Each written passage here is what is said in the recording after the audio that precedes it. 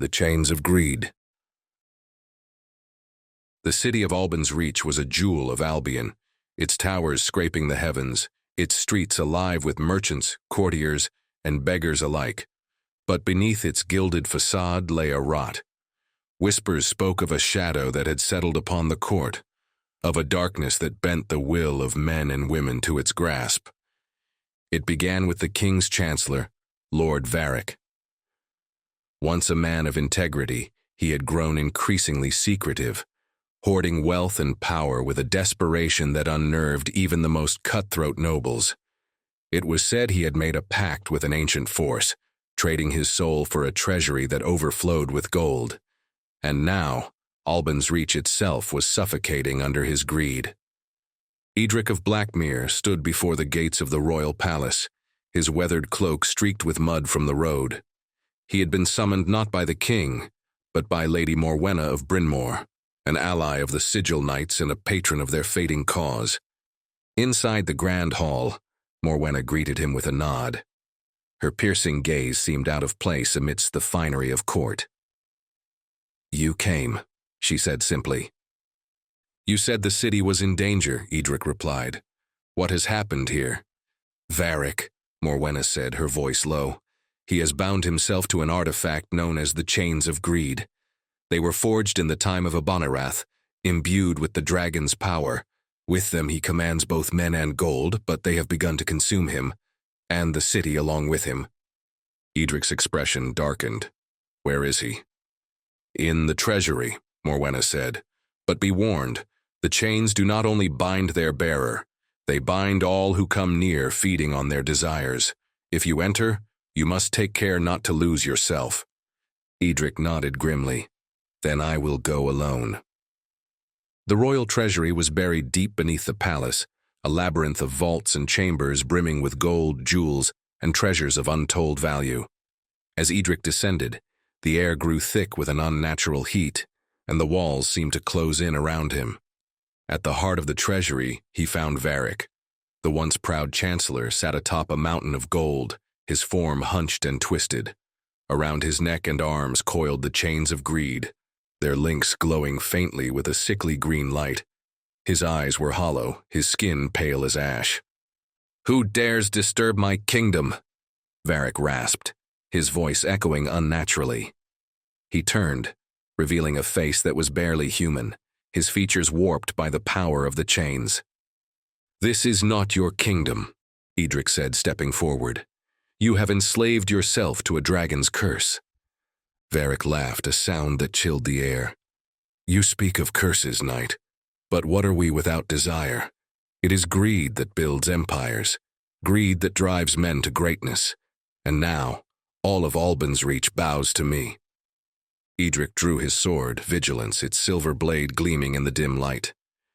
"The chains have blinded you, Varrick. They do not serve you. They consume you." Varrick's laughter ceased, replaced by a snarl. "You are a fool to challenge me. I am more than a man now. I am power itself." With a flick of his wrist, Varrick sent the chains of greed lashing toward Eadric. The links moved like serpents, coiling and striking with unnatural speed. Eadric dodged, his sword slicing through the air to deflect the attacks. But the chains were relentless. They wrapped around Eadric's arm, pulling him closer to the mountain of gold. As they touched his skin, a voice whispered in his mind. "You could have it all," it said, "wealth, power, glory. The world would kneel before you." For a moment, Eadric faltered. Images flashed before him, a throne of silver, the adoration of a kingdom, his every failure erased by the weight of his triumph. But then he remembered the teachings of the Sigil Knights. "Face the darkness within, or it shall devour you." "I am not yours to command," Eadric growled, wrenching his arm free. He raised vigilance high and brought it down on the chains, the blade's silver edge cutting through their cursed links. Varrick screamed as the chains recoiled, their power disrupted. The green light dimmed, and for a brief moment, clarity returned to his eyes.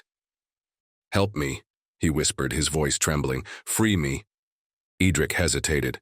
To destroy the chains would mean destroying Varrick, for their power had fused with his very soul. but to leave them intact would doom Albansreach to ruin. "I am sorry," Eadric said softly, raising his sword once more. Varrick closed his eyes, a single tear slipping down his twisted face. "Do it." With a swift, merciful strike, Eadric severed the chains, their links shattering into fragments of green light. Varrick's body collapsed, lifeless, but his features softened, his humanity restored in death. The treasury began to quake as the curse lifted, the mountain of gold crumbling into dust. Eadric staggered out of the vault, the echoes of Varrick's final words following him. "Thank you." When Eadric emerged from the palace, Lady Morwenna was waiting. Her expression was grim, but there was a flicker of relief in her eyes. "Is it done?" she asked. "It is," Eadric said, his voice heavy with weariness.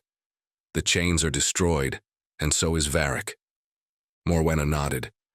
"Then Albansreach owes you a debt it can never repay." Eadric shook his head. "No debt, only a lesson. Greed will always return. Guard your hearts, or it will consume you as it did him." As he walked away, the city seemed to breathe again. The air was lighter, the shadows less oppressive. But Eadric knew that his work was far from over. The chains of greed were gone, but the dragons of Albion remained. In the ruins of the treasury, a single fragment of the chains lay hidden beneath the rubble. Its faint glow pulsed rhythmically, like a heartbeat. And in the distant reaches of Albion, a shadow stirred, its eyes glinting with the promise of power.